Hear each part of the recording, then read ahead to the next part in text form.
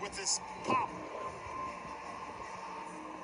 Timeout brought to you by Connecticut. Boston the ball, 111-109. We're going to head to the Fox Loft on the Indiana Farm Bureau Insurance sideline. Jeremiah Johnson. JJ? This would be a great time to be listening to the huddles, but you saw that video right there of Nate Bjorkman sitting down, talking with Domantas Sabonis and Miles Turner. A lot of communication coming out of that win against the Celtics on Sunday. To a man, every player that went into the Zoom just praised Nate Bjorkman and his execution, coming up with something at the right time. Now down 2, you battled back. Quinn, what do you think he has in mind for the final minutes here? I got to look at getting into my 2 best players' hands, but here's what's a little bit different. You can make a decision as to whether it's Malcolm and Domas, or whether or not it's Victor and Domas. So you've got some options there. You got some defense out here. I'm probably going to look at Malcolm and Domas if it's me. But first, they've got to have a stop on this end. Well, that's why Justin Holiday is in, because they made the substitution for Doug McDermott. And you hear, Smart is usually a factor. And I mean Marcus Smart. He's guarded by Holiday. Now they have the matchup. They got the matchup they wanted. Now they're going to double on Tatum. Pritchard is in. Great defense. Airball. Well, great defense. First of all, he got surprised that Victor Oladipo got out there, and Pritchard never shot a clean, normal shot. Pacers have a chance to tie or take the lead. And the Pacers get it back. It was kicked by the Celtics. You got to use a timeout here. And fortunately, the shot clock is set to 14. Because the ball got kicked, so it gets reset.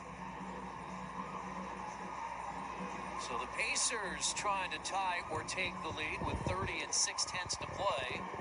And it's another Connecticut timeout, the official water of the Indiana Pacers. Boston led it 109-100. Thank you. With 3:53 to play. And now the Pacers, who led by 17 in the third quarter, have a chance to tie or take the lead.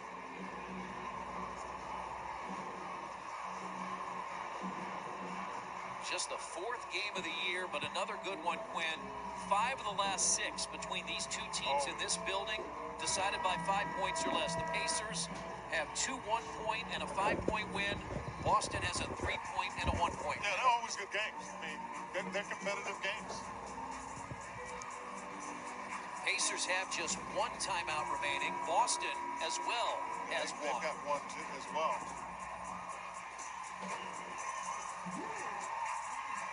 We get a chance to see some of the innovative things that Nate Bjorkman does. He typically, in after break, it doesn't have to be timeout, but any kind of after break situation, has done very well in getting guys in position to make plays.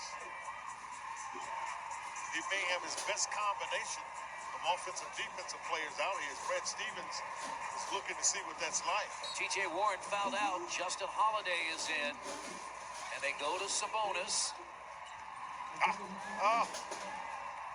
Get their foul. Oh, he couldn't get there in time to foul him. And Jaylen Brown, the basket for a 4-point lead. Yeah, Justin Holiday was starting to get played. Still plenty of time, though. Brogdon, he goes up and under. It's a 2-point game.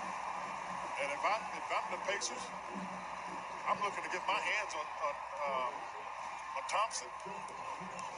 Tatum is fouled. So the Pacers struggled the other night, the first time they had to inbound from this position, and they turn it over again.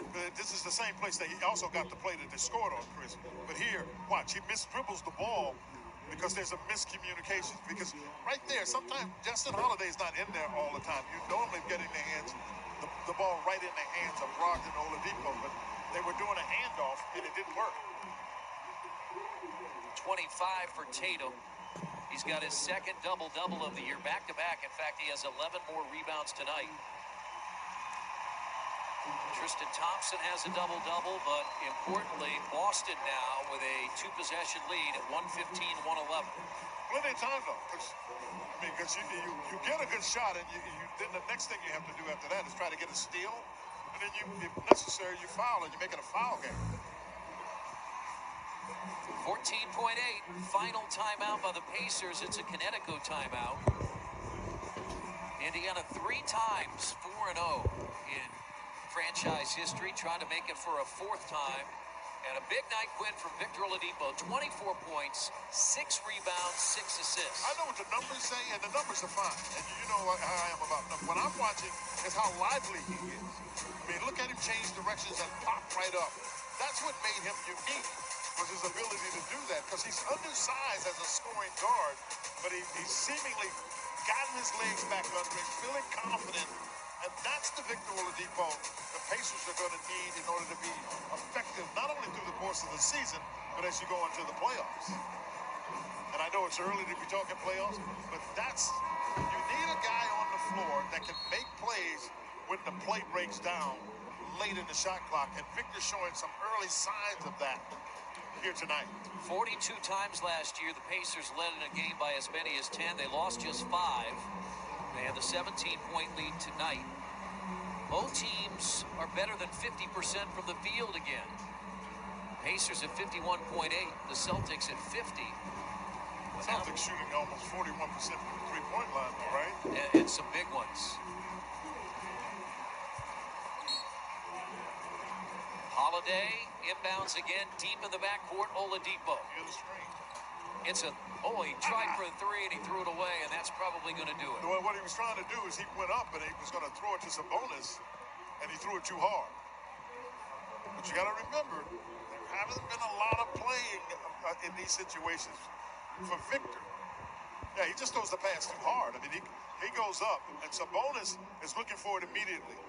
And you see the pass, he takes his eye off of it. It's maybe not so hard, but he took his eye off of it. And Marcus Smart missed it.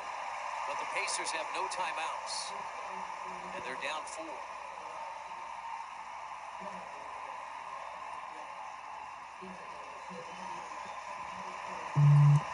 Five-point lead, 9.1. Brogdon quickly up the floor, but the Pacers running out of time. Turner for 3. And that's it. And the Boston Celtics are going to get a very impressive come-from-behind win for their 2nd win of the year. The Pacers will fall to 3-1. Yeah, but I like the format, this is where, but you still saw some really good fight here. You know, you talk about continuity, and I think it's important to have that changing, if you will, at the top. Yeah, that happens, but you've got some guys that have played together. They need to continue to do that in the Pacers. But I think as good as anything, Chris, was Victor Oladipo's bounce. Yeah. I'm sorry, that's as good as anything that you can get out of the night if you don't get the W.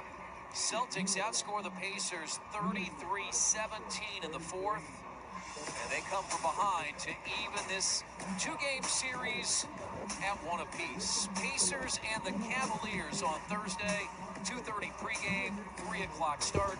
The Celtics have Memphis at home.